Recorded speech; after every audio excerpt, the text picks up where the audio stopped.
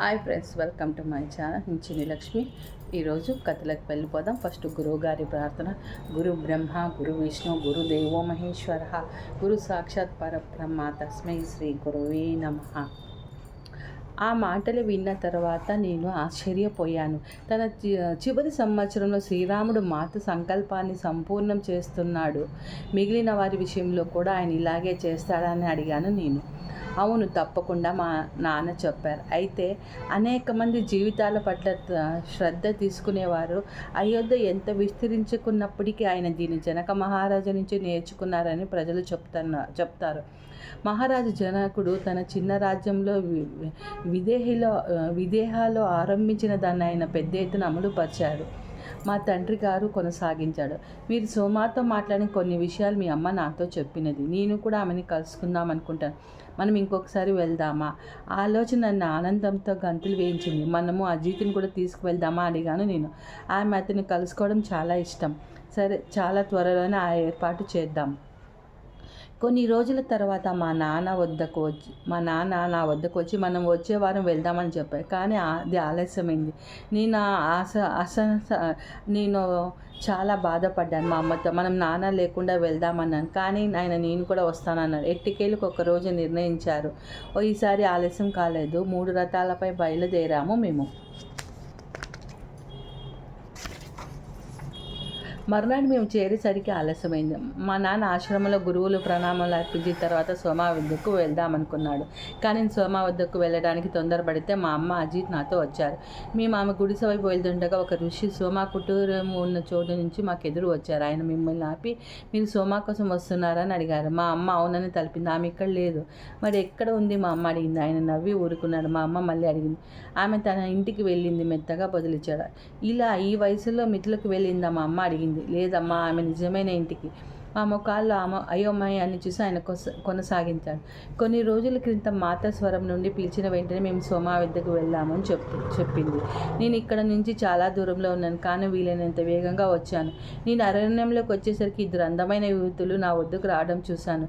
వారిద్దరు విలాసవంతమైన దుస్తులు ధరించారు. అక్కడ అరణ్యంలో ఆ విధమైన దుస్తులు ధరించిన వారిని చూడడం అసాధారణంగా ఉందనుకున్నాను.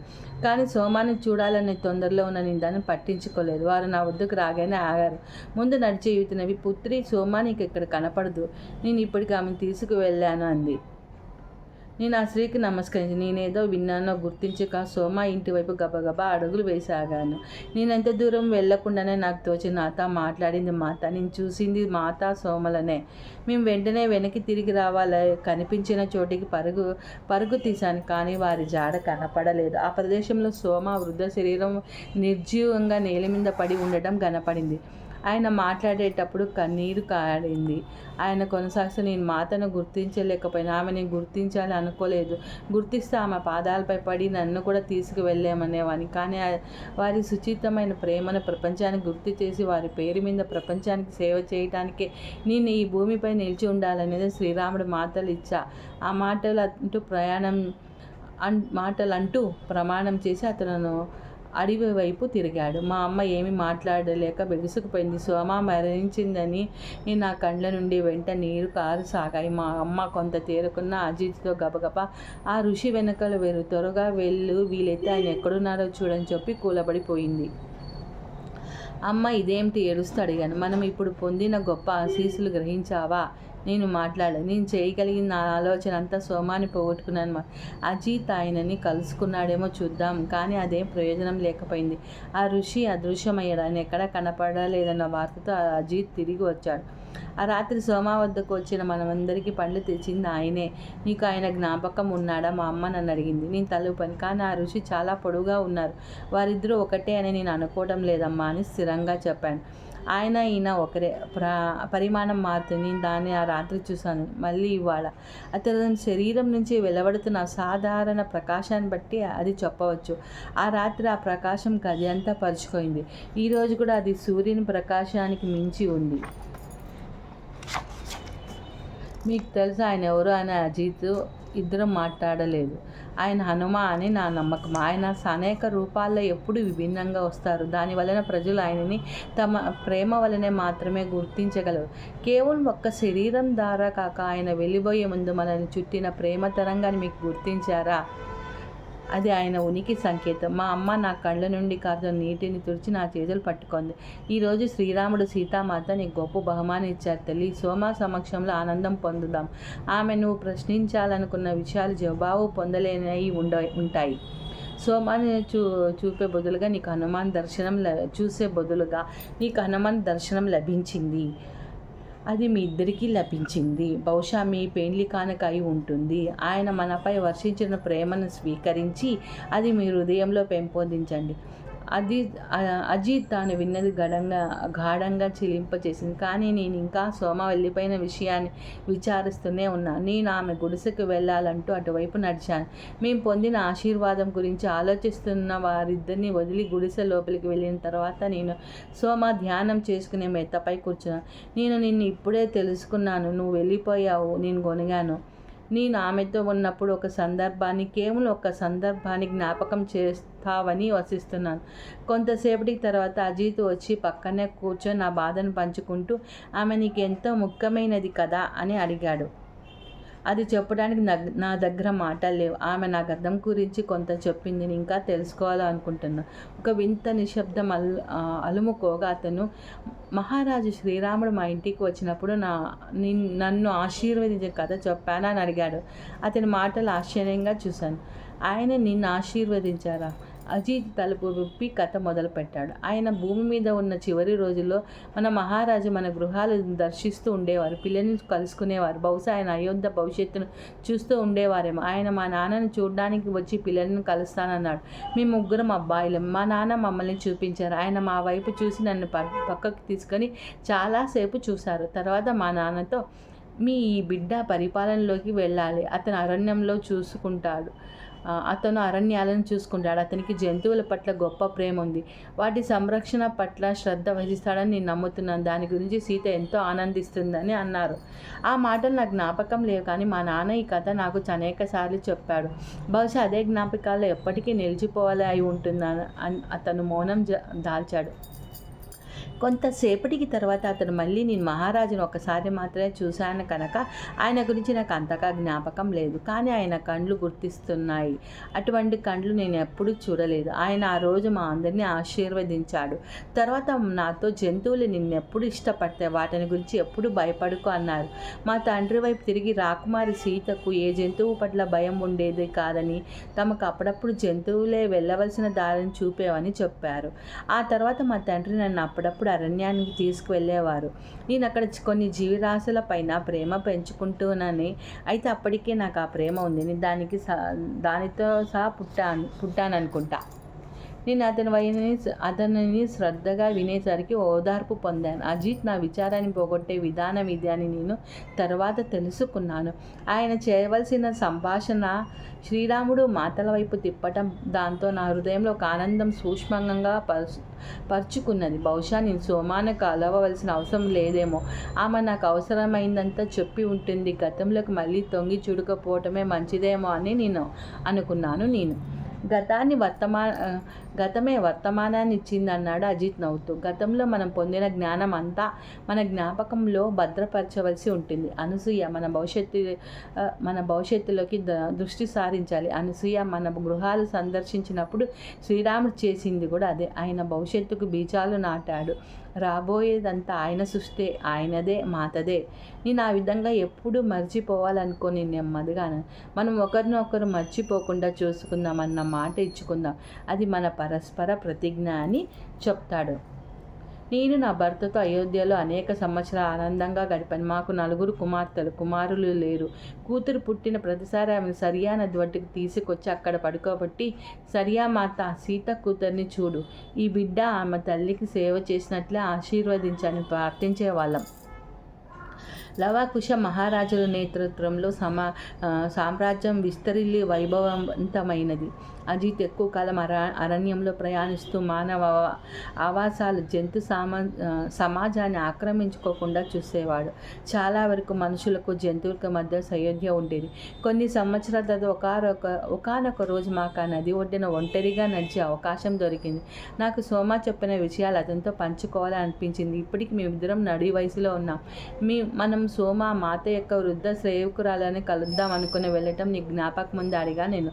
ఆ రోజు నేను ఎలా మర్చిపోగలప్పుడు సోమ కుటీరంలో కూర్చున్నప్పుడు మా మధ్య ఒక బంధం నెలకొంది. నీకు అది గుర్తుందా? అతను నవ్వుతూ బదులిచ్చాడు. నేను తల ఊపాను. సోమ నాతో మాట్లాడిన చివరి మాటలు మన గతం గురించి. మన గతం? అతను ఆరాగా అడిగాడు. నేను మళ్ళీ తల ఊపాను.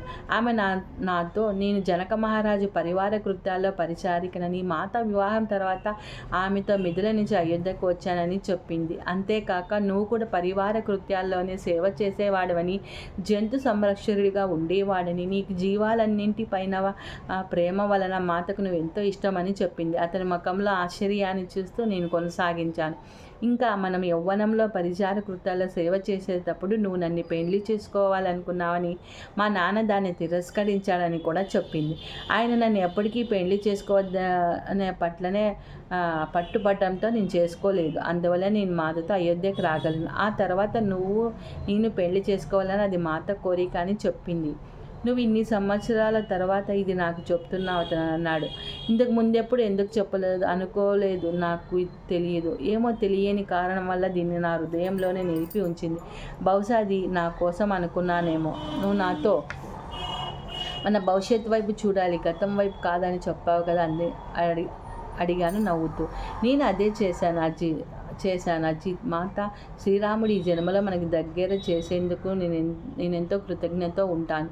వారు మనకు తెలియకుండా మన కోసం ఇంకా ఎంతో చేసి ఉంటారని నేను అనుకుంటాను. అతను ఆశ్చర్యం ఆనందంగా మరి అనసూయ ఇప్పుడు ఇది చెప్పినందుకు కృతజ్ఞత. నేను మిథులలో సేవ చేస్తానని మాతకు తెలుసునని గ్రహించడం చాలా శాంతిని, ఆనందాన్ని ఇస్తుంది. కానీ భూమి మీద ప్రతి జీవి మాతకు తెలియకుండా ఉంటుందా? వారు మనకు చేస్తున్నది మనం కనీసం ఊహించడం కూడా చేయలేమేమో. మాత శ్రీరాముడు తన భౌతిక రూపాలు వదిలిన తర్వాత మరింత చురుకుగా, మరింత సమర్థతతో వ్యవహరించగలరని ఎప్పుడో ఎవరో నాతో చెప్పారు. బహుశా సోమ అయి ఉంటుంది. నాకు సరిగా జ్ఞాపకం లేదు. కొన్ని సంవత్సరాలు గడిచాయి. నా కుమార్తెల వివాహం జరిగాయి. అజిత్ తన భౌతిక రూపం వదిలిపెట్టాడు. నేను పెద్దదాన్ని అయిపోయాను. చివరిసారిగా పవిత్ర సరియు నది వద్దకు వెళ్ళాను. ఇప్పుడు అది జన సామర్థ్యంతో కోలాహలంగా ఉంది. వ్యాపారాలు, పడవలు నడిపేవారు, వర్తకులు, అమ్ముకునేవాళ్ళు, స్త్రీలు, దుకాణాలు ఒడ్డున వరుసగా ఉన్నాయి. నేను సందడి లేని చోటు కూర్చున్నాను. ఒక చెట్టు కానుకొని కొంతసేపు నదిని చూసి కళ్ళు మూసుకున్నాను. నా మనసు ఆలోచనలకు వదిలివేశాను. వచ్చే ముందు సోమ గుడిసెలో పడుకున్నప్పుడు సీతామాత చెప్పిన మాటలు గుర్తు వచ్చాయి. ఒక నూతన సమాజం సృష్టించడంలో తోడ్పడతావా అని అడిగింది. కానీ నేను ఏం చేశాను మాత? ఆమె మౌనంగా అడిగాను. నేను కేవలం నిన్ను, నా కుటుంబాన్ని ప్రేమించాను. అంతకుమించి ఏమీ చేయలేదు. నేను పడిపోతున్నట్లు అనిపించి చీకటి కరిగి నా ముందు ఒక దృశ్యం కదలాడు. ఒక స్త్రీ నదిలో చిక్కుకొని ఇబ్బంది పడుతుంది. నది ఒడ్డు దాకా వచ్చే ఆమెని ముంచివేసి లాగేస్తుంది. ఆ లాగటాన్ని ఊపిరి అందకపోవడాన్ని అనుభవిస్తూ దాదాపు మునిగిపోతుండగా నది అంచు ఒక గంభీరమైన మనిషి నన్ను తదేకంగా చూస్తూ నది అలలకు నన్ను వదలమని ఆజ్ఞాపిస్తున్నాడు. అవి అనుసరించాయి. అవి నన్ను ఒడ్డుకు తీసుకువెళ్ళి ఇసుక మీద పడేశాయి. ఆయన నా వణుకుతున్న శరీరాన్ని లేపగా నేను పైకి లేశాను. ఆయన నుంచి ఎంతో ప్రేమ, శ్రద్ధ ప్రవేశిస్తున్నాయి. ఆ దృశ్యం మాడింది. ఆ స్త్రీ మరికొందరు సేవకురాలు ఒక రథం పక్క నిలబడి ఉన్నారు. వారి ముఖాల విచారంతో నిండి వారికి తెలిసిన ఒక ఇంటిని వదిలి వెళ్ళటానికి సిద్ధపడుతున్నట్టుగా ఉన్నారు. ఆ స్త్రీ ముసుగుతున్నప్పుడు రక్షించిన అదే మనిషి ఇప్పుడు దానిని పిలిచి అద్దుకొని, మీరు కూడా మా కుమార్తెలే అన్నాడు. అప్పుడు మహారాణి సీత ప్రత్యక్షమైంది. యౌవనంతో, నిత్య సౌందర్యంతో తణుకులాసుడుతూ రాజదుస్తులతో ఆమె నుంచి ఆనందం పొంగి ప్రవహించింది. ఆమె మెరిసే నవ్వులో ఆ స్త్రీ విచారం కొట్టుకుపోయింది. నేను ఉలిక్కిపడి లేచాను. అది నేనే గొనుక్కున్నాను. ఆ మునిగిపోతున్న ఆ స్త్రీ సెలవు తీసుకుంటున్న సేవకురాలు అది నేనే. మళ్ళీ ఆ దృశ్యాన్ని వెళ్దామని కళ్ళు మూసుకున్నాను. మిథులలోని ఒకానొక జ్ఞాపకం తిరిగి తెచ్చుకోవడం నన్ను సంపూర్ణం చేసిందని నేను గ్రహించాను. మాత కృతజ్ఞత. అది నేను ఎప్పటికీ జ్ఞాపకం ఉంచుకుంటానన్నాను. మళ్ళీ నా మనసు, మాత, ఈ సమాజం నిర్మించడానికి నేను విధంగా తోడ్పడ్డాను. నేను నా భర్తను, పిల్లను ప్రేమించడం, అవసరంలో ఉన్న వారికి సహాయం చేయడం తప్ప మరేమీ చేయలేదు అని అనుకున్నాను. నాకు సమాధానం వినపడింది. నేను నిన్ను అడిగిందంతా ప్రేమించమనే. దానితో మనం నూతన సమాజాన్ని నిర్మిస్తాం. ప్రేమ పునాదిగా ఉన్నదాన్ని అయిన ప్రేమ నా ప్రేమ. ఈ మాటలు నెమ్మదిగా వెనకగా వెళ్ళి నేను నా ఉచ్ఛ్వాస నిశ్వాసాల శబ్దాన్ని వినటం మొదలుపెట్టాను. అలెలు పైకి లేవడం, కింద పడటం విన్నాను. నేను లోని నుంచి బయటికి, బయట నుంచి లోనికి వస్తున్న ఆ శ్వాస శబ్దం వినే కొద్దీ నా శ్వాస ఆ నీటిలో అనుసంధానింపబడిందని, నాకు అలలు పెరుగుదలకు నా శ్వాస పెరుగుదలకు తేడా తెలియడం లేదు. నేనంటే నా శ్వాస లేక అలనా, లేక మేమిద్దరం ఒక్కటేనా? ఆ శబ్దం దూరమవుతూ తగ్గుతూ వచ్చింది, కానీ నేను వినగలిగాను. శ్వాస లోనికి బయటికి, అలల లోనికి బయటికి చిన్నగా, తక్కువగా వినపడుతూ అరుదుగా, శబ్దం లేనంత వరకు. ఇంకా శ్వాస లేదు. మరో జన్మ ముగిసింది. అయితే నేను నేర్చుకున్నదంతా, ప్రేమించిందంతా కొనసాగుతుంది. ఉన్న జీవితానికి దోహదం చేస్తుంది. రాబోతున్న జీవితాన్ని నిర్దేశిస్తూ నేను వెనుకకు తిరిగి సుదీర్ఘ కాలం నుండి జన్మలు మానవాళి గ్రహించగలిగిన దానికంటే వెనుకకు చూశాను. ముందుగా వెళ్ళి తమను పరిపూర్ణం చేసుకోవడానికి, చైతన్య మహాసముద్రంలో కాంతిరేణువులుగా మారటానికి ఇంకెన్ని ముద్రలు అవసరమో. సో ఇదంతా స్టోరీ. సో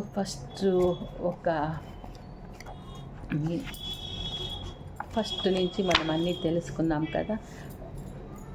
వాళ్ళు ఎలా శాపాలు ఇచ్చేవాళ్ళు, ఆ శాపాలను పాపం వాళ్ళు అనుభవిస్తూ, వాళ్ళు పెళ్ళిళ్ళు చేసుకుండా, ఏది జీవనంలో ఏది పని చేయడానికి ఎవరు ఇవ్వకుండా శాపం పెట్టిన వాళ్ళని అప్పుడు ఎవరు వాళ్ళ దగ్గరికి రానిచ్చుకునేవాళ్ళు కాదు. కానీ జనక మహారాజు వాళ్ళని ఆదరించి వాళ్ళని తమ ఇంట్లో పనుల్లోకి పెట్టుకునేవాళ్ళు.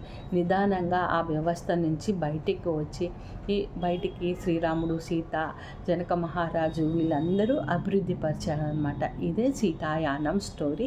ఇక్కడికి ఇది స్టోరీ అంతా ముగిసింది. ఇంకొంచెం ఉంది లాస్ట్.